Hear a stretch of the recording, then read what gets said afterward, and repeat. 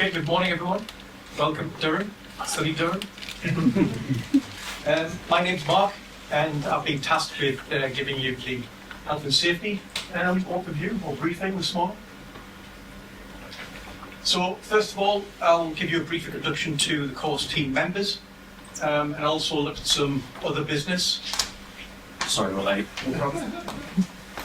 Before moving on to discuss the risk and cost forms, what are our and your responsibilities when it comes to health and safety, what to do in the event of fire, how to stay safe in the laboratory, and at the end there, deal with liquid nitrogen issues, which hopefully everyone's going to get an opportunity to use during this course.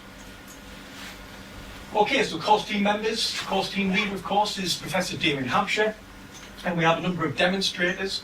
On the computational side, we have Professor Rifa Alexander, we have Charles Haddon, Yahya Nasser, and on the experimental side, we have myself, Mark, Daniel Scobie, Rolla Hudson, and Emma Gillard. If you have any questions about anything at all, you can speak to any of these people. They may well not know the answer, but hopefully they'll know someone who does. Okay, lunch break. Today, lunch break is at 1300 hours, lasts for an hour until 1400 hours. And one of the course team will show you the way to the Palatine Centre where you can get food and drink. Tomorrow night, there's going to be a cathedral tour that starts at 1830 hours. And everyone should meet inside the cathedral's main entrance near the front. After the cathedral tour, we have the course dinner tomorrow night. That's starting at 2000 hours. Again, someone from the course team will show you the way to the restaurant, Italian restaurant. You should make sure that as early as possible today, you either go online using the link that's on the website and make sure you put in your menu choices, or you can use this meal choices form QR code down here to do so. Okay, now to health and safety. Risk and cost forms. Hopefully everyone who's here has signed the forms, but if not, please make sure you do so at coffee break. The risks for your time here to do with the laboratories and your time just generally around the building have been assessed by us and are included in the risk forms themselves, which you should all have read. And the COSH forms, which is Care Substances Hazardous to Health, deals with the substances that we know you will be going to use while you're here. And that highlights what those substances are about, dangers involved, and how to deal with any problems associated with those. Responsibilities. So, of course, Durham University, the course team, have responsibilities when it comes to health and safety. But actually, we are all responsible for our own health and safety and the health and safety of those around us, and especially the health and safety of people who come into contact or are affected by the things that we do. So it's a collective responsibility, okay? So be careful, look around, and look out for others as well as yourself. What do you do in the event of fire? Okay, so this is a map of this building, of the ground floor, and you can see just outside the front entrance is the main assembly point for collecting together if there's been a fire, evacuation of the building. This on the ground floor, you will spend quite a lot of time on the ground floor, and there's 4 laboratories there, which are the ones that you're going to be using for your experimental work. And we'll just zoom into that. Okay. Okay, so for instance, if you are working in lab 42 or lab 44, if you leave those labs and turn left, just at the end of the corridor, you will see a red break glass point on the wall, and beside there's a door that gets you into the stairwell where there's a door that can exit the building, exit 1 on the slide. And if you do exit from here, you just walk around the back of the building, around the left-hand side, and along the front to the assembly point. So you always head to the assembly point straight away. If you're in labs 72 or 48, then there's another exit, exit 2 here, and another break glass button here as well for you to do exactly the same and evacuate the building. So it's highly unlikely, hopefully, that any of us will come into contact with a fire while we're here. But if you do as an individual come across a fire, what should you do? Well, first thing to do is sound the alarm. So find your nearest break glass, break the glass, make sure the alarm goes off.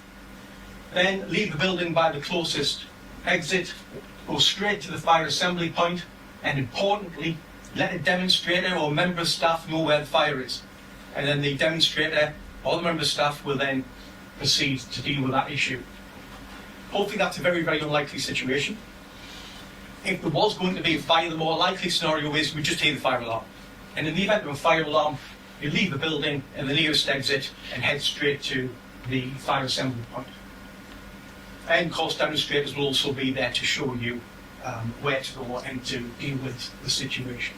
So that's the ground floor. We're now looking at the first floor, which is the floor you're on now. And you can see on the map, this is the room that we're currently in.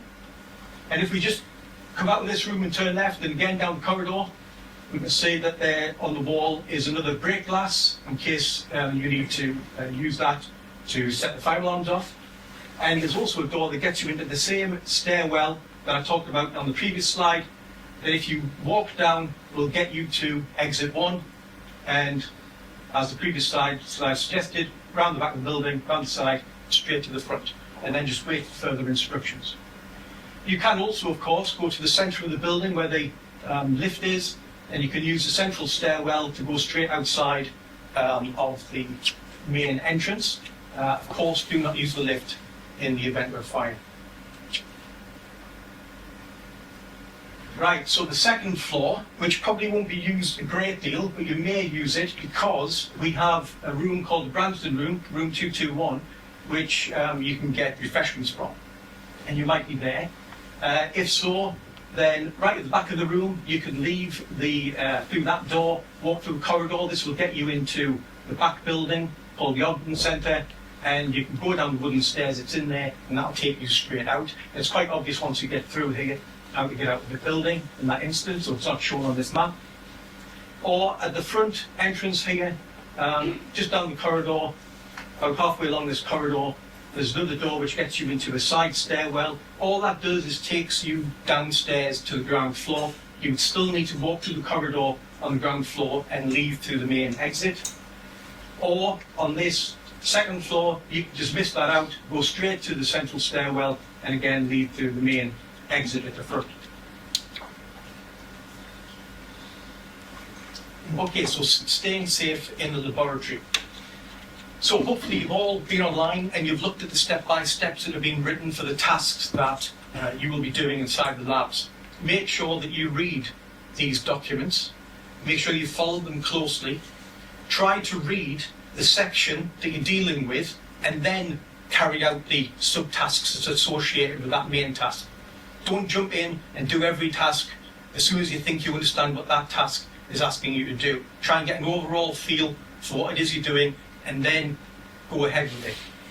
While you're doing that, make sure you talk to your team member or team members and that everyone knows what's going on. And think about safety. Do you need any health and safety equipment at that time to carry out that task? If so, make sure that you wear it or you use it.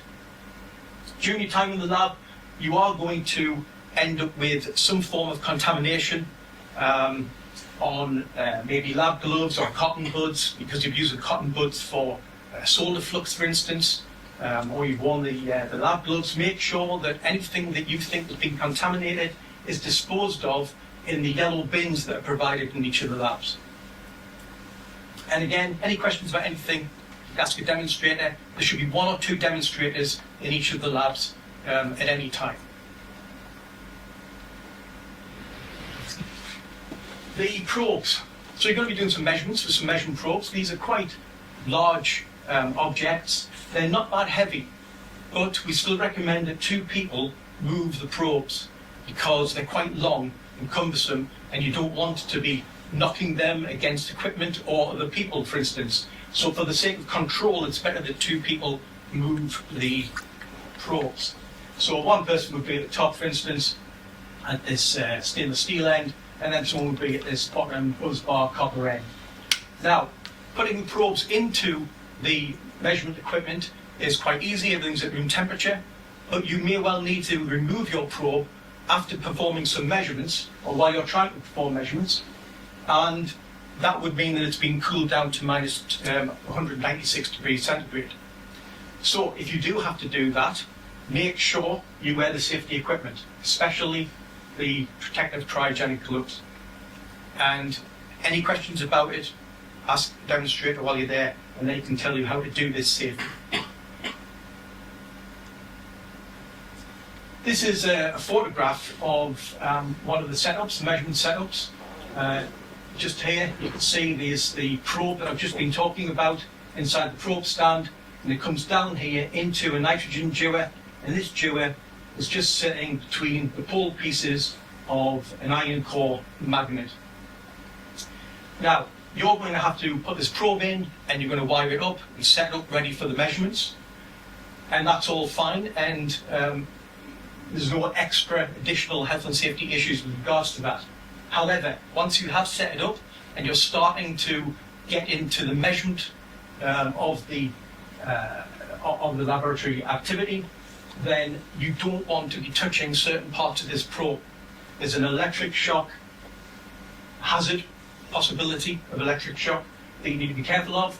So once everything's set up and you're ready to go, make sure everyone in the room who's in your team is aware that that's the current state of affairs and that they should not touch the probe. And there's parts you should be essentially careful of is, the current contacts at the top, these two here where you put the main current leads, do not touch those. And in this central region here, between the stainless steel and the top of the dewar, which you can see here, you can see exposed copper buzz bars. Do not touch those. If, while you're doing the measurement, you might feel you need to readjust or play with the connections that are here, you might not be able to see them very well, but there are some terminals here, or connection block that you can connect your voltage taps to. Consult one of the demonstrators who will make sure that it's safe to do so. Okay, this is the same setup, but as I mentioned before, we have an iron core magnet here, and this magnet can reach a magnetic field of 0.7 Tesla, which, just for some context, is about 14,000 times the Earth's magnetic field. That is only in the bore itself. As you move away from the bore, that field drops substantially. However, if you have a pacemaker or some form of implant, then please speak to me before you get involved with the laboratory activities. And not so much a health and safety issue, but certainly a financial issue. Be careful with mobile phones.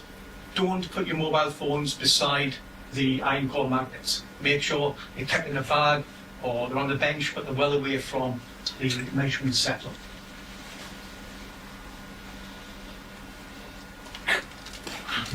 Liquid nitrogen. Pros can do it, we can do it. Okay, using liquid nitrogen. As I said before, we're talking about a temperature that's minus 196 degrees centigrade, extremely cold, probably one of the coldest things that you would have ever come into contact with. Well, hopefully you don't come into contact with it, but certainly in the same room as. It can cause severe frostbite, eye damage. Also, something that people don't tend to think about is about the objects that have been placed into liquid nitrogen. So, apart from the fact that something drops into liquid nitrogen, it becomes brittle, it can smash easy, and in itself can become a health hazard. You don't want to be touching anything that's been inside the liquid nitrogen. It's going to be exceptionally cold, and you will freeze yourself to that, and in trying to remove your hand or whatever body part you touched it with, you're not going to end up winning that argument. You're going to end up with a very, very sore hand.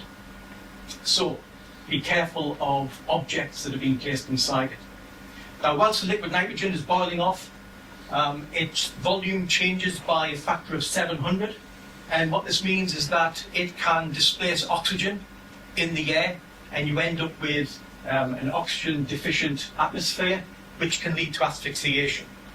Now, the ways to get around this or to protect ourselves from this is to work in a well ventilated room, which will make sure that that is the case. And we also have oxygen meters in the rooms. If you hear one of the oxygen meters go off, then you should just leave the room into the corridor and let the demonstrators deal with the situation. I should point out we're only using really low quantities of liquid nitrogen, but nevertheless, depending on where the alarm is to where you're using it, it could go off, but still you leave the room and we deal with the situation. And like I said, it's always used when ventilated places. Okay, clothing. So it's not just about wearing the correct clothing, but it's also about not wearing the incorrect clothing. So if you're dealing with the liquid nitrogen itself, maybe you're dispensing it into the dewar, then you should wear a full face visor. And all of the health and safety equipment that I'm talking about is available inside the labs right now. You should wear long sleeve tops and long trousers, no t-shirts, no exposed skin, and fully enclosed shoes. So no sandals, canvas shoes you shouldn't really wear. You've got to think that if you were to spill the liquid nitrogen on your foot, you want the best protection that you possibly can get. And of course, cryogenic safety gloves, which again are available inside the labs. So health and safety equipment, always make sure that you're wearing it correctly and you're wearing it at the appropriate time.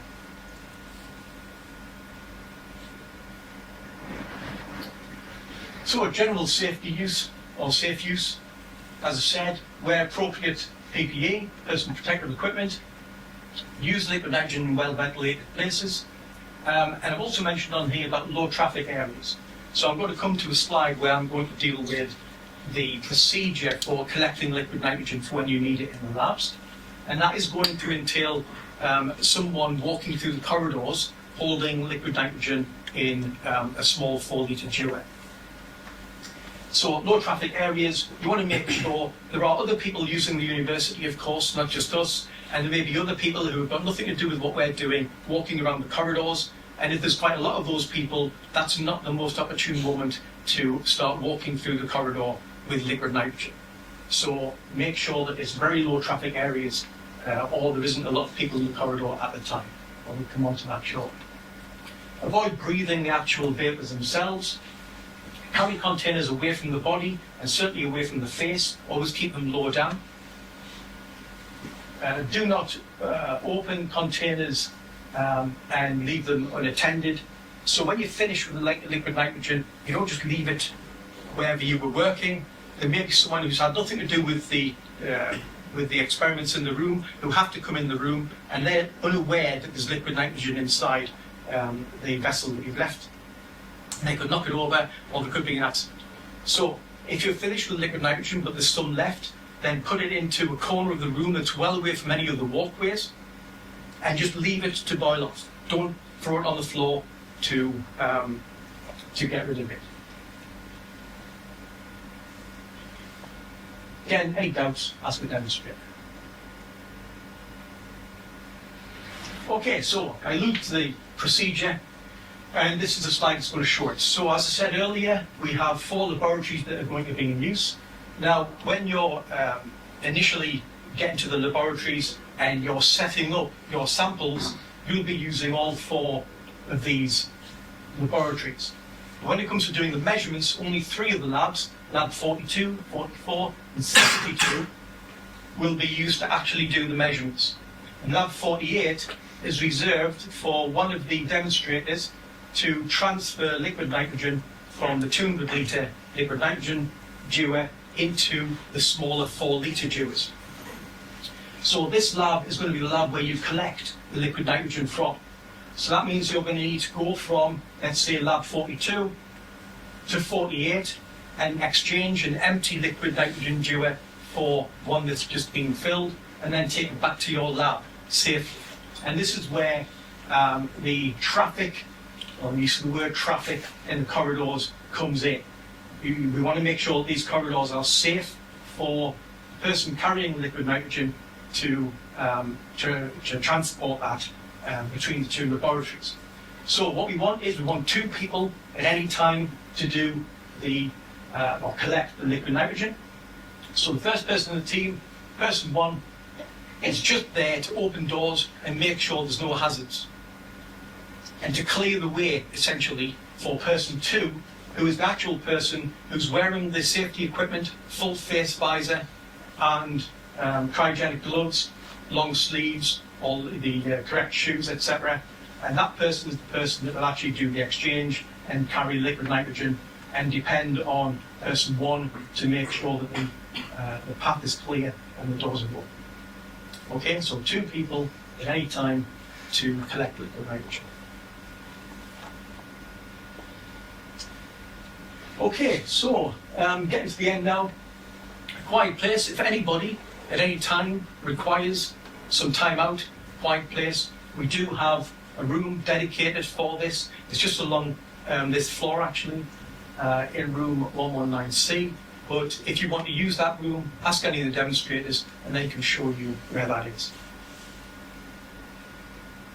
So conclusions. So the risks have been assessed. There are risk forms here. You should have read them, and there's a form that you do definitely need to sign. Please, if you haven't done it already, make sure that it's signed, say at a coffee break. Nothing to do with health and safety, but there's another form there which you do need to sign, which is to do with you not minding, all of this is being taped, of course, video recorded, and it's just a form to say that you don't mind that being put onto the internet. You may or may not be in that video, probably unlikely to be, but please make sure the forms are filled out. So, risk and cost forms, all the risks have been assessed, and you should understand them. If you don't, see me, and make sure you follow all the guidance. Be vigilant at all times, especially in the laboratory, and think about the safety of what you're doing, and the people that you're with. Think about their safety, and take a common sense approach to keeping yourself and the workplace safe. Thank you. Any questions?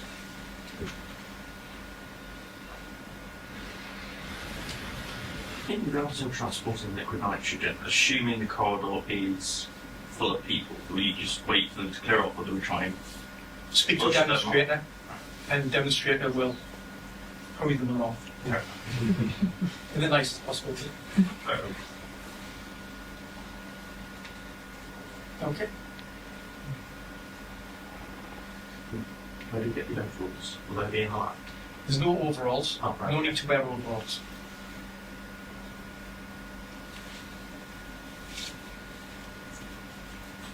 Okay, with that, I think pass you on to Professor Hampshire. Thanks very much. I think we'll start the